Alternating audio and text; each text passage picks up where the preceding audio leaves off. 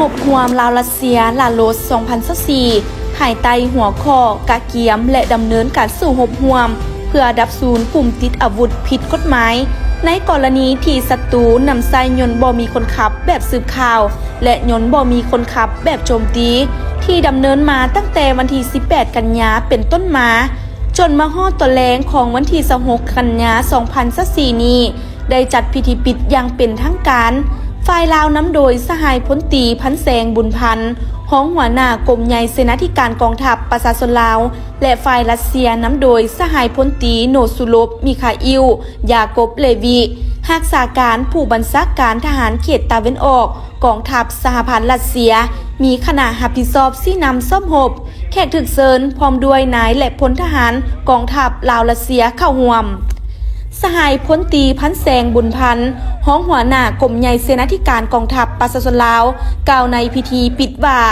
การเคลื่อนไหวซ่อมหบหวมลาวรัสเซียลาโลส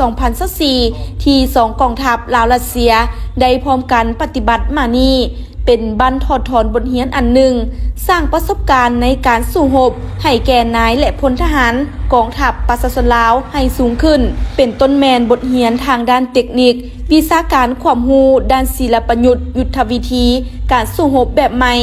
ที่มีการปรับปรุงรูปแบบที่ผสมผสานเหมาะสมกับลักษณะจุดพิเศษพื้นที่ภูมิประเทศตัวจริงนับทั้งระเบียบหลักการเฮ็ดเวียกของผู้บัญชาในการจัดตั้งปฏิบัติในการบัญชาสู้รบเวียกงานกะเกียมกำลังและการนำใส่กำลังเข้าในการเคลื่อนไหวปฏิบัติหน้าที่อยู่ถึงภูมิประเทศตัวจริง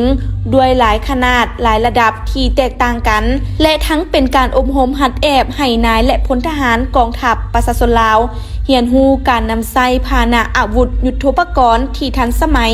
เข้าในการสู้รบอย่างคล่องแคล่วสำนิสำนาน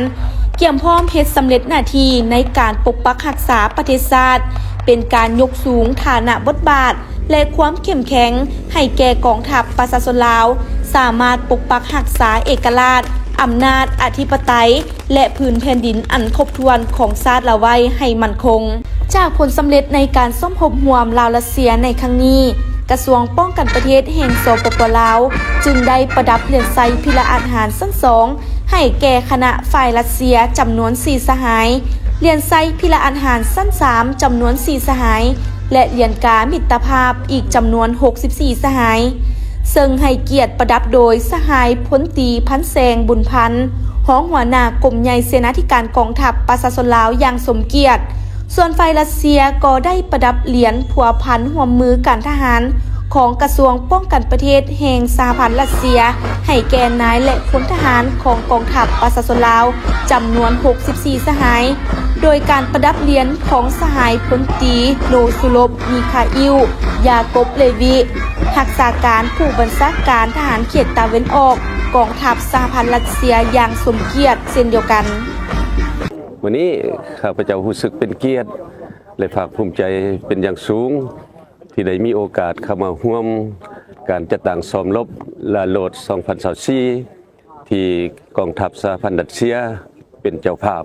การจัดตั้งซ้อมรบร่วมรัสเซียในครั้งนี้จุดประสงค์เป็นเพื่อเป็นการเสริมสร้างไมตรีจิตมิตรภาพความสามัคคีฮักแพงกันดุดดึมระหว่างสองชาติสองกองทัพก็คือประชาชนสองชาติลาวรัสเซียลาวของพวกเราและอีกอันนึงการจัดตั้งซ้อมรบครั้งนี้นั่นเป็นการเสริมขยาย